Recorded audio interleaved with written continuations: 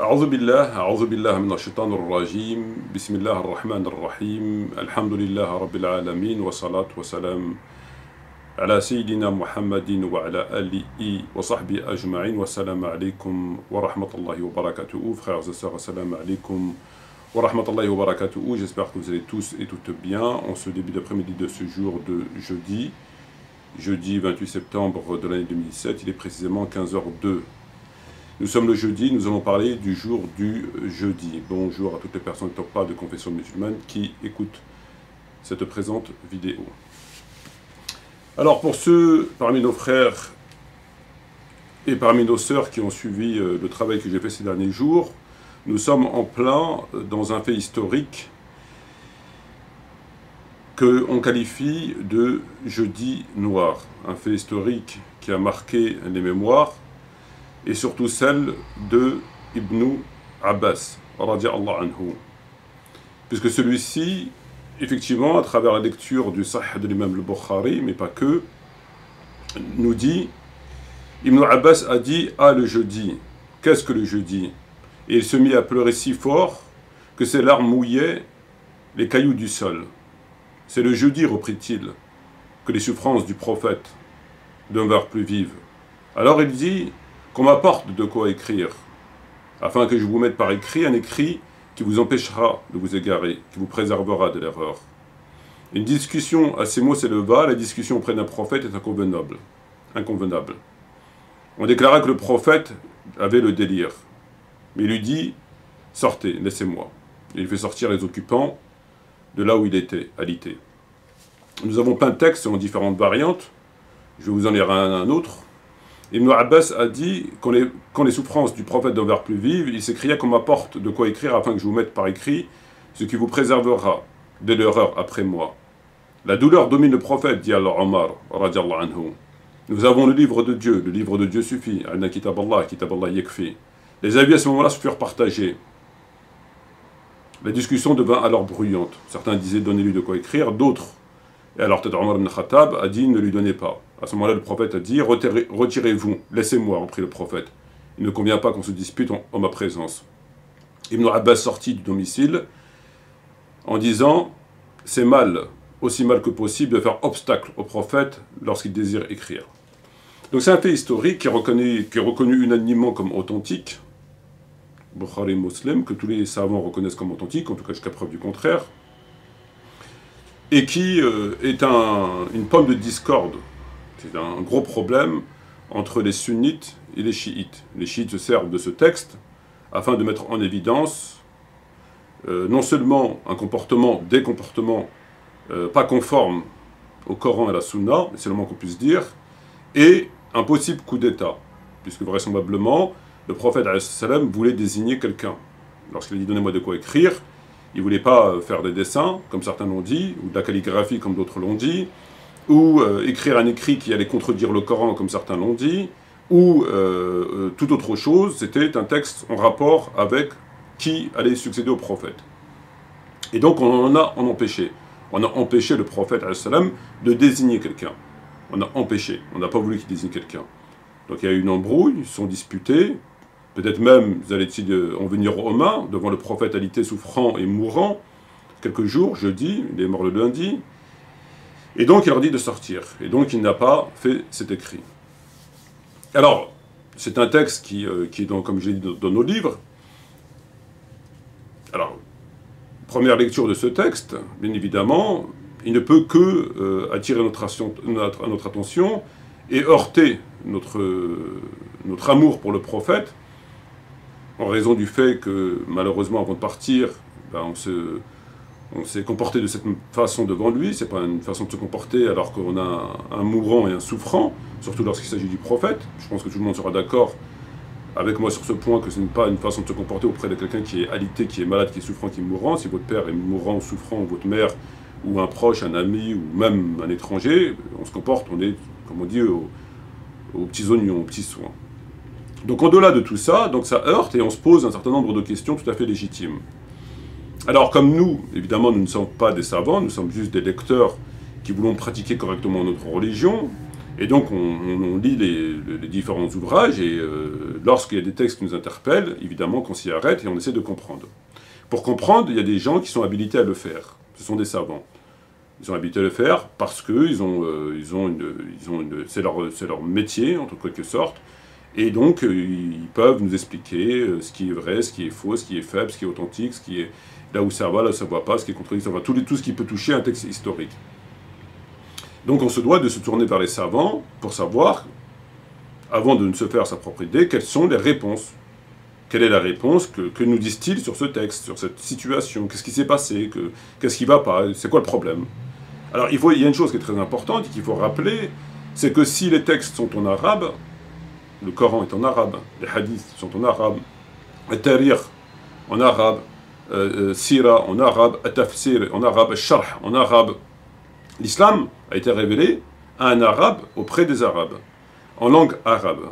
Si l'islam, si les textes sont en arabe, l'intelligence n'est pas arabe, le discernement n'est pas arabe, la sincérité n'est pas arabe, elle n'est pas plus arabe que portugaise ou française. Je veux dire par là que l'intelligence, quelqu'un à qui on soumet un texte, lorsqu'il commence à réfléchir sur son texte, il ne réfléchit pas en arabe. L'intelligence n'est pas arabe. L'intelligence, c'est l'intelligence. La logique, c'est la logique. La stupidité, c'est la stupidité. Le bon sens, le discernement ne sont pas arabes, sont universels. En d'autres termes, un imbécile qui lirait un texte en arabe comprendrait tout et n'importe quoi, quand même il maîtrise parfaitement l'arabe en lisant le texte en arabe, parce que là-dedans, ça ne va pas. Parce que c'est quelqu'un d'insensé, d'illogique, il n'a pas de discernement, c'est très important, Dieu parle du discernement dans le Coran, etc., etc. Donc le discernement, la logique, le bon sens, etc., ces facultés-là sont nécessaires pour la compréhension et toute démarche scientifique. On est d'accord. Dans différentes disciplines, c'est comme ça. Il ne suffit pas d'avoir un élément, et parce qu'on a cet élément, donc il faut qu'il y ait des personnes qui ont des facultés développées, innées, et qui développent au fur et à mesure, accompagnées de la sincérité. Voilà. Donc, si les textes sont en arabe, la sincérité, le discernement, l'intelligence et la logique ne sont pas arabes. Donc, voilà l'histoire. Donc, première des choses à faire, pour comprendre, c'est de nous retourner vers les savants. Alors, on l'a fait hier et avant-hier concernant le Sharh de Bukhari par l'imam, par le Cheikh Uthaymin, accompagné de Fawzan et d'Albani. On a vu qu'il a dit que c'était la succession. On va voir maintenant ce que dit Al-Qurtubi, rahimahullah, concernant cette histoire. Alors, Al-Qurtubi,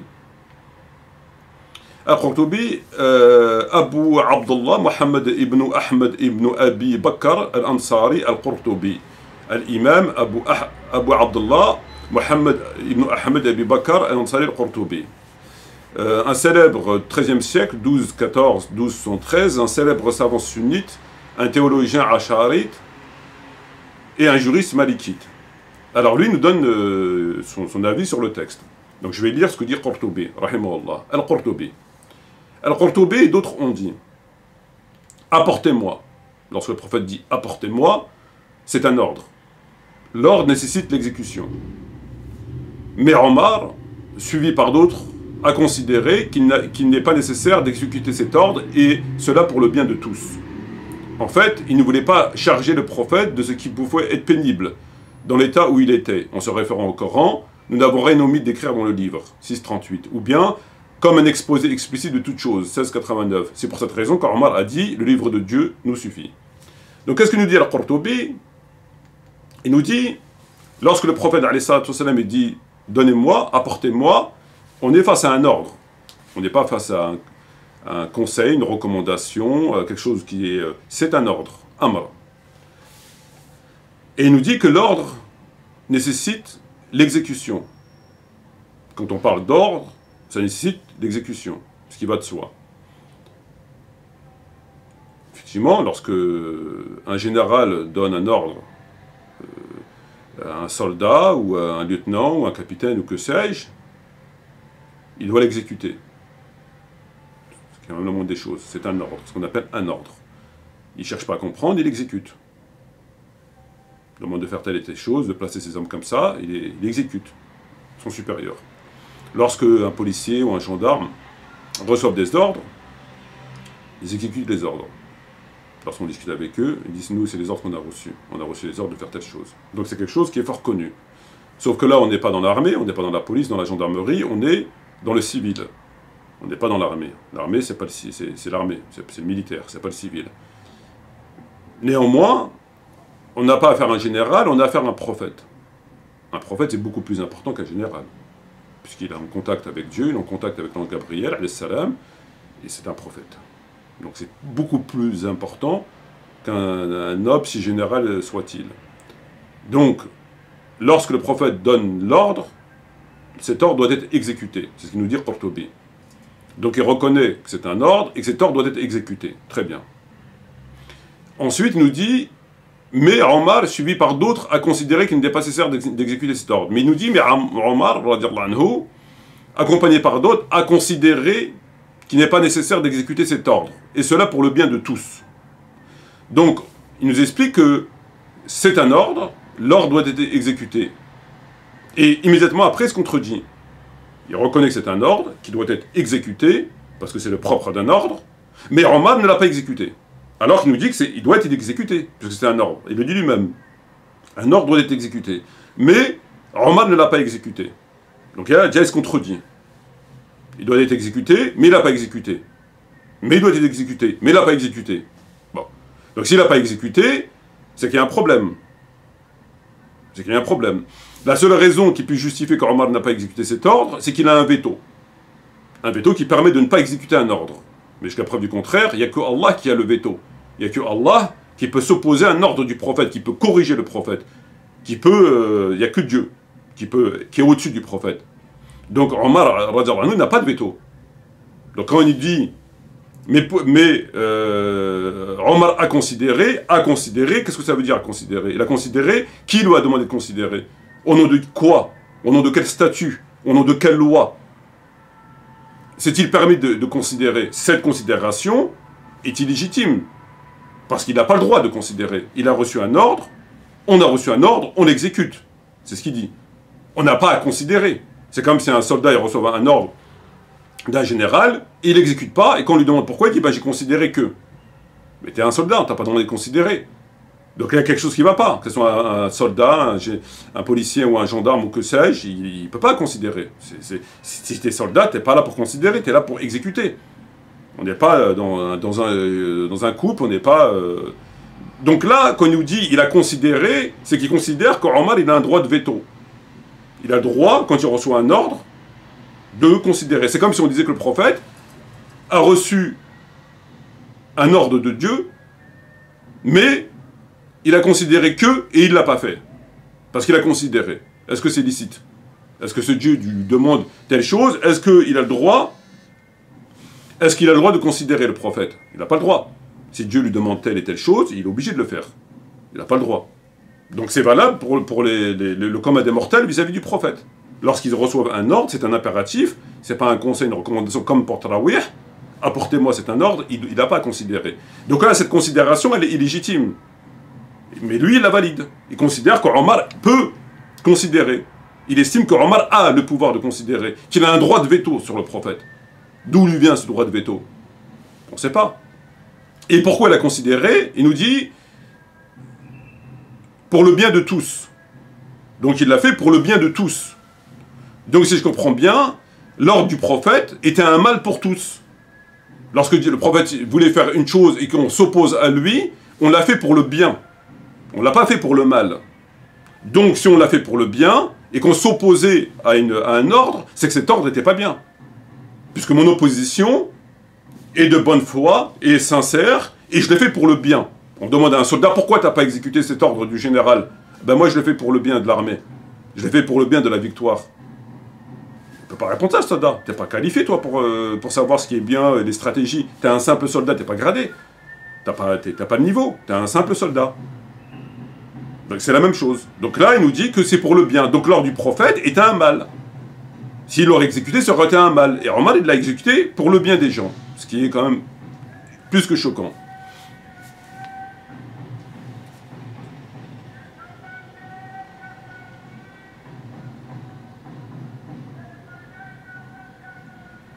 Et ensuite,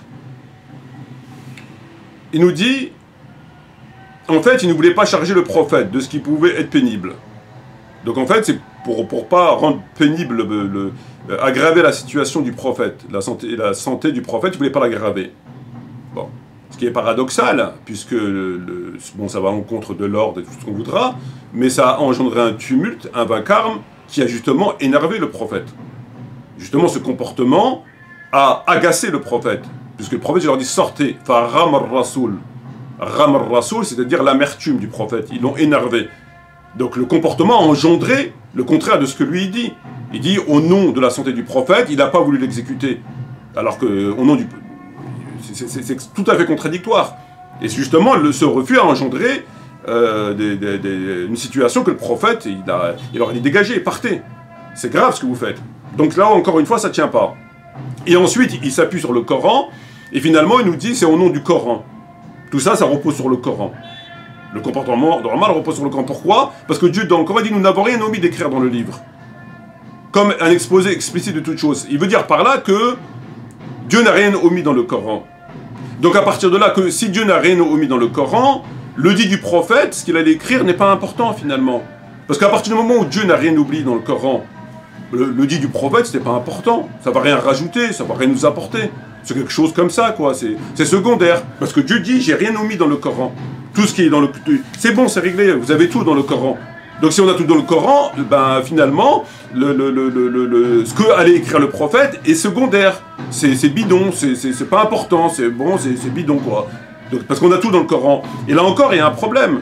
C'est que quand le prophète il dit donnez-moi de quoi écrire, je vais vous faire un écrit qui vous empêchera de vous égarer après ma mort.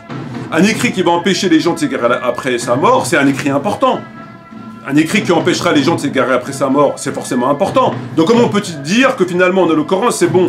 Il n'y a pas de problème, c'est du facultatif, c'est pas important. C'est contradictoire avec le Coran.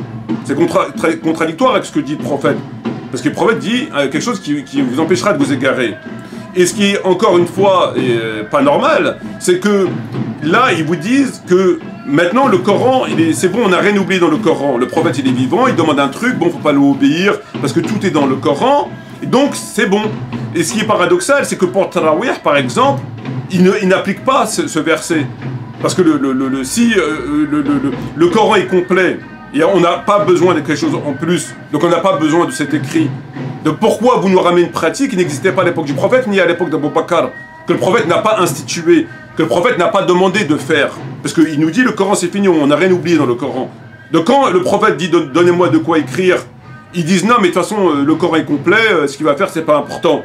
Mais quand ils font Tarawih 15 ans après ou 20 ans après, et là, quand on leur dit ben oui mais pourquoi vous nous faites une pratique, une prière que le prophète n'a pas instituée, même s'il avait fait un mois avec vous, qui après vous dit arrêtez de la faire, ou il a fait 2 ans ou 10 ans avec vous, et que du fait il vous dit arrêtez de faire prier chez vous, et qu'après il n'a pas institué, ben, le Coran est complet. On peut leur sortir le verset, nous n'avons rien omis d'écrire dans le livre. Donc d'un côté, non, le Coran n'est pas fini, on peut inventer des prières après le prophète, et l'autre côté, non, mais de toute façon c'est pas un écrit important, le Coran il est terminé, c'est bon, c'est terminé. Ça n'a pas de sens. Et une chose en plus, c'est que soudainement, ils oublient tous les versets de l'obéissance. Ya ayyuhalladhina amanu la tarfa'u aswatakum fawqa sawti an-nabi, ils oublient. Tous les versets qu'ils appellent à l'obéissance du prophète, celui qui obéit au prophète a obéi à Dieu, et tous les versets, ben, soudainement, on ne les connaît plus. Soudainement, il n'en fait pas référence. Il ne dit pas, oui, mais Dieu dans le Coran, il dit d'obéir au prophète.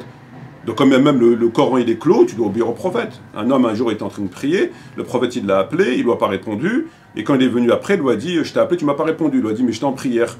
Et Dieu lui a dit, le prophète, il lui a dit, mais est-ce qu'il n'y a pas écrit dans le Coran, obéissez à Dieu, répondre à l'appel de Dieu, répondre à l'appel d'Allah et de son prophète. Donc tu dois obéir. Quand c'est leur maman, les versets des parents, d'être bienveillant à l'égard des parents, Dieu dans le Coran demande d'être bienveillant quand ta mère te demande, etc., il faut obéir. Et puis sur le prophète, non, tu peux lui désobéir. Donc par rapport aux parents, c'est sacré, c'est sacré, mais par rapport au prophète, non. Par rapport au prophète, c'est plus valable. Donc tout ça, ça n'a pas de sens. Tout ça, ça n'a pas de sens. Tout ça, ça n'a pas de sens. Et le problème, c'est que les gens, et je terminerai sur ces phrases, c'est que les gens ont peur. Parce que si ils constatent qu'effectivement, ce qui s'est passé, c'était pas normal, on va leur faire croire qu'ils se chiitisent. En disant, oui, mais dans ces cas-là, tu deviens chiite, parce que tu penses comme ça. Donc si Khalid ibn Walid, radiallahu anhu, il s'est disputé avec Omar, et donc il n'aimait pas Omar, et il y avait de la pression entre eux, de la tension, etc., c'est qu'un des deux était chiite. Parce que Khalid n'aimait pas forcément Omar, ils allaient en venir aux mains.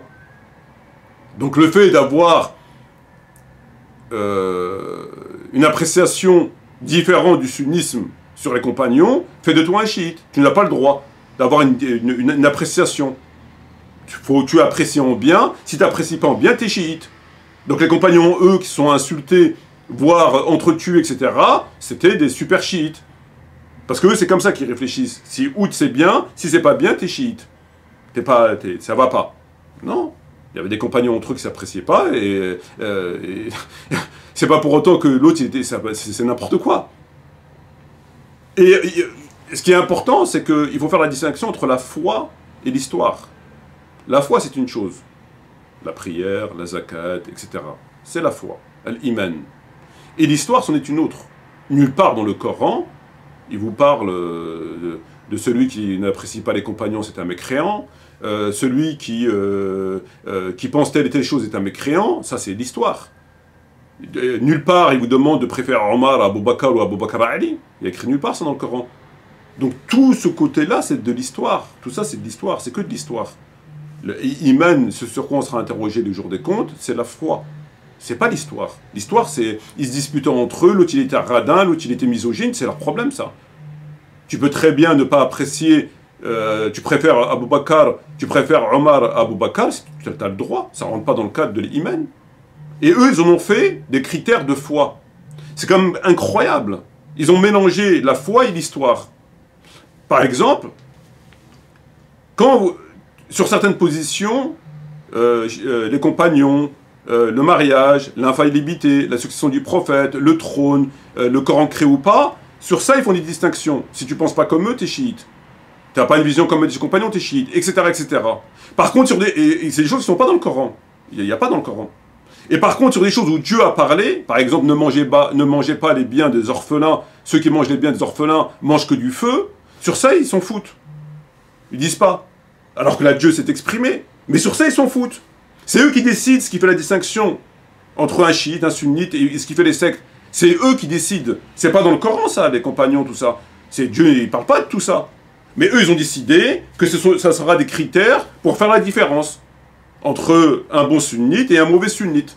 C'est l'infaillibilité, c'est les compagnons, c'est le mariage, c'est eux qui décident des points. Ils sont pas dans le Coran. Dieu n'a pas dit on fait la différence par rapport à ça. Dieu, il parle pas de ça. Mais eux ont décidé que ce sont des points qui feront la différence entre un chiite et un sunnite, un bon sunnite et un mauvais sunnite.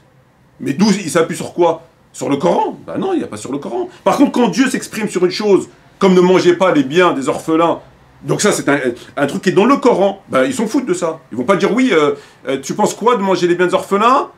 T'es pas d'accord? Toi t'es... Non, ça ils s'en foutent, tu peux, il n'y a pas de problème, c'est open bar. Pourtant c'est dans le Coran.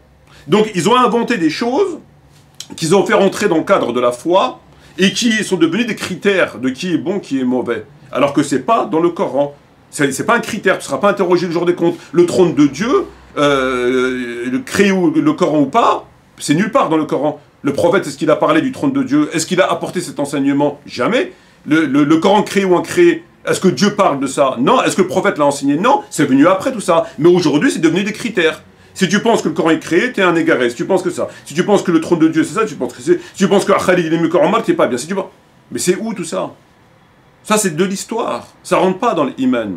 L'iman, c'est salat, as-siyam, as-jihad, ordonner le bien, interdire le mal, etc., etc. Ça rentre dans l'iman. Ça, tu seras interrogé le jour de compte. Mais ça, apparemment, tout le monde s'en fout. Tout le monde s'en fout. Donc, c'est eux qui décident des critères. Moi, demain, je vais inventer ma secte, je vais mettre d'autres critères. Je vais regarder dans le Coran, ne mangez pas les biens d'autrui, ça, et puis maintenant, c'est ça mes critères. Qu'est-ce que tu penses du fait de manger les biens d'autrui? Tu penses que les biens des orphelins?